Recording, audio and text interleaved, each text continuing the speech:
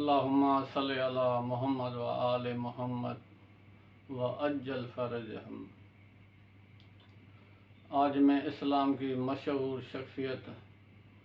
جو جماعت مخالفین میں مشہور شخصیت پائی جاتی ہے، جس کو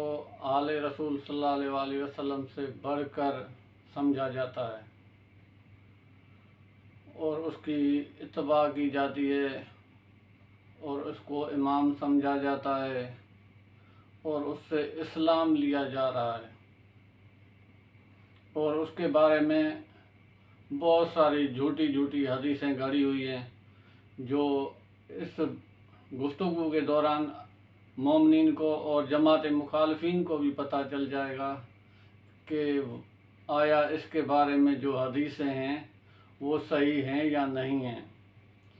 تو وہ مشہور شخصیت کا نام ہے معاویہ ابن ابو سفیان، جس نے اپنے دور خلافت میں، اپنے دور حکومت میں، اپنے مریدوں میں جو خباثتیں چھوڑی ہیں، تو ان کے بارے میں کچھ آپ مومنین کو، ناظرین کو بتانا چاہتا ہوں کہ سب سے پہلے اس نے یہ خباثت کی، اور اسی سے پتہ چلتا ہے کہ وہ آل رسول سے محبت کرتا ہے، رسول سے محبت کرتا ہے، اللہ سے محبت کرتا ہے کہ نہیں۔ لیکن جماعت مخالفین کے درمیان تو اس کا بڑا مقام ہے، وہ سمجھتے ہیں کہ وہ آل رسول اور اللہ کا سب سے پیارا ہے، اور آل رسول کو بھی چھوڑ کر اس کی اتباع کرتے ہیں۔ تو اس معاویہ خبیث کی جو خباثتیں ہیں وہ میں آپ مومنوں کے سامنے پیش کروں گا۔ سب سے پہلے اس کی خباثت ہے پہلے نمبر پہ کہ ابو تراب یعنی مولا علی علیہ السلام کی فضیلت میں یا اس کے خاندان کی فضیلت جو بھی بیان کرے گا وہ واجب القتل ہے، اور اس کا مال مباح ہے، اور حکومت میں اس کا کوئی حصہ داری نہیں ہے، اس کا کوئی تحفظ نہیں ہے۔ اور دوسری خباثت اس کی کہ جو بھی مولا علی علیہ السلام کا شیعہ ہے اس کی گواہی قبول نہیں کی جائے گی۔ اور تیسری خباثت اس نے اپنے مریدوں میں چھوڑی کہ مولا علی علیہ السلام کی شان میں جتنی بھی فضائل ہیں، فضائل کی حدیثیں ہیں، اسے چھپا دو، اور ہو بہو اس جیسی حدیث بنا کر حضرت ابوبکر، عمر اور عثمان کے بارے میں مسجد پر اور ممبروں پہ بیان کی جائیں۔ تو اسی خباثتوں سے ہی اس کا اندازہ لگ جاتا ہے کہ جو بندہ دوسروں کے لیے جھوٹی حدیثیں گھڑوا سکتا ہے تو کیا وہ اپنے لیے حدیثیں نہیں بنوا سکتا، گھڑوا سکتا؟ اس کی تو مرضی تھی، وہ حکومت تھی اس کی، تو اس نے اپنے لیے حدیثیں گھڑوا دی جو آج بھی اس کے مرید اسی حدیثوں کو لے کے پکڑ کے اس کی اتباع کرتے ہیں اور اس کو مانتے ہیں۔ تو انہی کی کتابوں میں ہے کتاب مشکات شریف، اس میں لکھا ہوا ہے کہ ان کا بڑا محدث ہے شاہ عبدالحق محدث دہلوی اور امام سیوطی۔ ان دونوں کا بیان ہے کہ محدثین کہتے ہیں کہ جتنی بھی معاویہ کے فضیلت میں حدیثیں ہیں وہ سب صحیح نہیں ہیں، اور اسی کا اندازہ آگے چل کے حضور صلی اللہ علیہ وسلم کی حدیث سے پتہ چلتا ہے۔ ویسے تو اس کے بارے میں بہت ساری کہانیاں ہیں، بہت ساری ہیں، وہ تو میں بیان نہیں کر رہا ہوں، لیکن ایک مختصر آپ مومنین کو بتانا چاہتا ہوں جو چھوٹے ہمارے بچے ہیں، تو رسول صلی اللہ علیہ وسلم تاریخ طبری میں رسول صلی اللہ علیہ وسلم نے فرمایا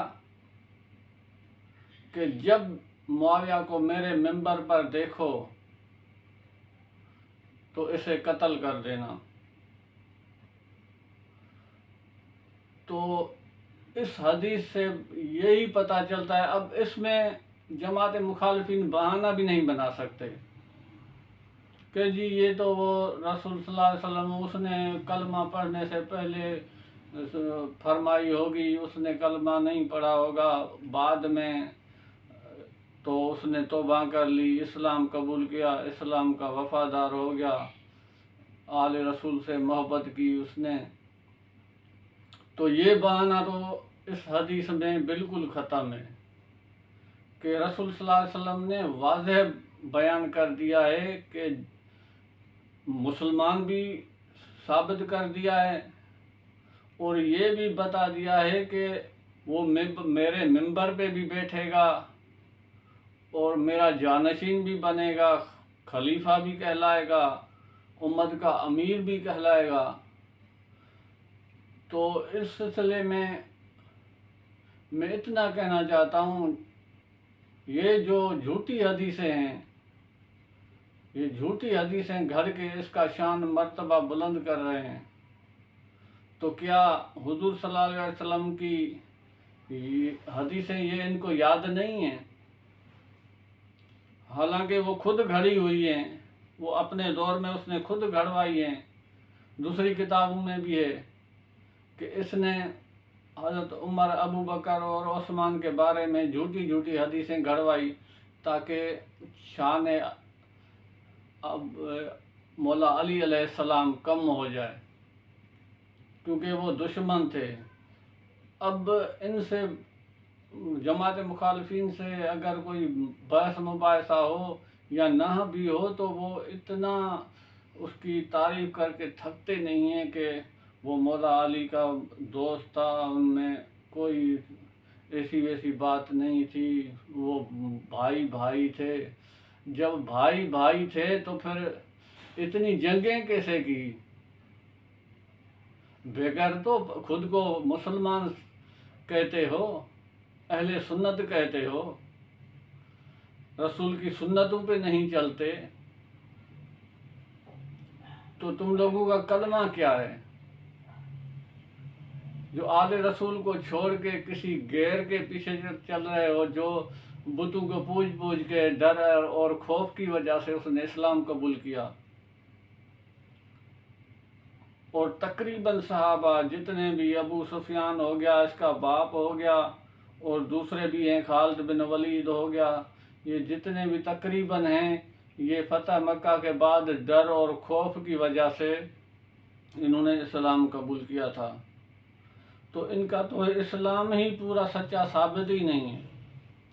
تو ان کی اتباع کرتے ہیں، ان کو بڑا مانتے ہیں، ان کو آل رسول کو چھوڑ کے۔ تو بھائی کچھ غیرت کرو، آل رسول کو نہیں چھوڑو، جو اللہ اور رسول کے پیارے ہیں، جو جنت کے مالک ہیں، اسی دروازے پہ آؤ۔ یہی شفاعت کے ذمہ دار ہیں، یہی شفاعت کرائیں گے، تمہارے والے نہیں کرائیں گے۔ یہ تو اپنی بھی جان چھڑائیں تو بڑی غنیمت کی بات ہے۔ تو کچھ ہوش کے ناخن لو، ضد کا نام اسلام نہیں ہے کہ صرف شیعوں کے ضد میں آ کے تم لوگ آل رسول سے دشمنی کرو، یا اس کے دشمن سے پیار کرنا بھی دشمنی ہے۔ ویسے تو کہتے ہیں کہ ہم تو آل رسول کے عاشق ہیں، ہم بہت پیار کرتے ہیں، ہم بھی مانتے ہیں، اور ماننے کا تقاضا یہ ہے کہ اس کے دشمن سے بھی نفرت کریں، اس سے دشمن سے بھی بیزاری کریں، لیکن ان کے آل رسول کے دشمن سے وہ پیار کرتے ہیں، محبت کرتے ہیں، ان سے اسلام لیتے ہیں، ان کی اتباع کرتے ہیں۔ تو یہ کون سا ماننا ہوا؟ جب عاشق رسول کہلاتے ہو تو اچھے طریقے سے کہلاؤ نا، جیسے رسول صلی اللہ علیہ وسلم کی تعلیمات ہیں، آل رسول کے آل رسول صلی اللہ علیہ وسلم کی حدیثیں ہیں، معصومین علیہ الصلوۃ والسلام کے فرامین ہیں، ان کی جو تربیت ہے، ان کی تعلیمات ہے، اسی پہ عمل کرو، اسی پہ چلو، تب جا کے تم لوگوں کی قیامت کے دن کوئی شفاعت ہو سکتی ہے۔ باقی ایسے عاشق رسول کہلانے، صرف دعویٰ کرنے سے کچھ نہیں ہوتا۔ اگر عاشق رسول ہو تو اور اہل سنت ہو تو اب سنت پہ عمل کرو۔ اہل سنت کا مطلب کیا ہوتا ہے؟ سنت پہ عمل کرنا، اور یہ تو پوری سنتیں ہی کھا گئے۔ غدیر، ثقلین اور حدیث کرتاس، بیعت رضوان، جتنے بھی ہوئے وعدہ کر کے بھی یہ جنگوں میں بھاگ گئے، اس کے جو بڑے بزرگ تھے، اور خود پوری زندگی بنی امیہ نے رسول صلی اللہ علیہ وسلم سے دشمنی کی، اور مولا علی علیہ السلام نے ان کے بڑے آبا و اجداد کو جہنم واصل کیا۔ تو اسی کی وجہ سے اس کی بھی تو یہی نفرت تھی معاویہ کی کہ مولا علی علیہ السلام کی عزت گھٹا کے اور ہم اپنی عزت بڑھاؤں، میں اپنی عزت بڑھاؤں، خلفاء کی بڑھاؤں، کیونکہ وہی دشمنی تھی، وہی جو ان کے آبا اجداد کو جہنم واصل کیا تھا مولا علی علیہ السلام نے مختصر جنگوں میں۔ تو پھر یہ جماعت مخالفین اسی معاویہ کے جو مرید ہیں، وہ تو یزید کو بھی بچانے کے لیے اس کا دفاع کرتے ہیں کہ یزید ایسا نہیں تھا، اگر ہے بھی تو لعنت ہے اس پر، بہت سارے مسلمان اس پہ لعنت بھی کرتے ہیں، لیکن کہتے ہیں ہم معاویہ کے بارے میں کچھ نہیں برداشت کر سکتے۔ بھائی کیوں نہیں کر سکتے؟ یزید نے یہ سارا کام کیا، تو بتاؤ یہ تربیت کس کے گھر میں لی اس نے؟ سارا کچھ تو تربیت کا اثر ہوتا ہے۔ بغض علی، بغض اہل بیت، یہ تو سارا کچھ اس نے اپنے باپ سے ہی سیکھا ہوگا، اور کس سے سیکھا؟ جو اتنی نفرت پا گیا، اتنی نفرت کی، باپ سے بھی آگے 2 قدم بڑھ کے آل رسول کو ذبح کیا کربلا کے میدان میں، لعنت ہو اس پر۔ تو یہ کس کا قصور ہے؟ کہتے ہیں کہ بس یہ تو معاویہ، یہ اس نے یزید نے کیا ہے، اس میں معاویہ کا قصور نہیں ہے۔ کیوں نہیں ہے؟ اس کے پاس یہ نفرت آئی کہاں سے؟ جو اتنا بڑا رسول کے بیٹے کا قتل ہے، کوئی عام انسان کا نہیں ہے، تو یہ نفرت اس کو اپنے گھر سے ملی، وہی آبا اجداد کے قتل کے غصے میں، اور وہی آگے ثابت ہوا جب اس کے دربار میں شہداء کربلا کے سر لائے گئے تو اس نے چھڑی مار کے، اب میں زیادہ بیان نہیں کر رہا، سر کو، مولا حسین کے سر مبارک کو چھڑی مار کے کہا کہ کاش میرے آبا اجداد ہوتے تو ان کو پتہ چلتا کہ میں نے ان کا بدلہ لے لیا ہے۔ تو یہ بدلے والی بات اس کو سکھائی کس نے؟ یہی ہے نا معاویہ، اسی نے سکھائی ہے، اسی نے تربیت کی ہے۔ جو بندہ گھر میں تربیت ہوتی ہے وہی بڑا ہو کے وہی کرتا ہے۔ آج بھی اگر انسان دیکھے، دستور ہے، کوئی بھی بچہ شیعہ کے گھر میں پیدا ہوگا وہ شیعہ ہی ہوگا، دیوبند کے گھر میں پیدا ہوگا دیوبند ہوگا، اہل سنت کے گھر میں پیدا ہوگا اور وہی اہل سنت ہوگا، اہل حدیث، جماعت اسلامی، جتنے بھی فرقے ہیں، جو جہاں بچہ پیدا ہوتا ہے وہ اپنے ہی گھر والوں اور اپنے ہی باپ دادا کے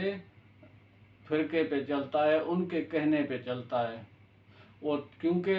اس کو تربیت ہی بچپن سے وہی ملتی ہے کہ بعد میں نہیں سیکھتا، بچپن میں تربیت ہی اس کی ایسی ہوتی ہے جو جس چیز سے اس کے بڑے نفرت دلاتے ہیں وہ نفرت کرتا ہے، جس سے محبت دلاتے ہیں وہ محبت کرتا ہے، چاہے اگلا جھوٹا ہو یا سچا ہو۔ تو بہت کم لوگ ہوتے ہیں جو بعد میں حق کو پہچان کے سیدھے راستے پہ آتے ہیں، بالکل جیسے آٹے میں نمک کے برابر ایسے ہوتا ہے، نہیں تو بالکل تربیت کا ہی اثر ہوتا ہے۔ جس ماحول میں، جس تربیت میں کوئی پیدا ہوتا ہے، جنم لیتا ہے، تربیت لیتا ہے، پروان چڑھتا ہے، بڑا ہوتا ہے، وہی زبان بولتا ہے۔ تو یزید نے بھی وہی کام کیا، اپنے باپ دادا کا اس نے دین اختیار کیا، اسی پہ نقش قدم پہ چلے۔ جیسے وہ آل رسول کے دشمن تھے، ویسے اس نے تو اور دشمنی بڑھا دی۔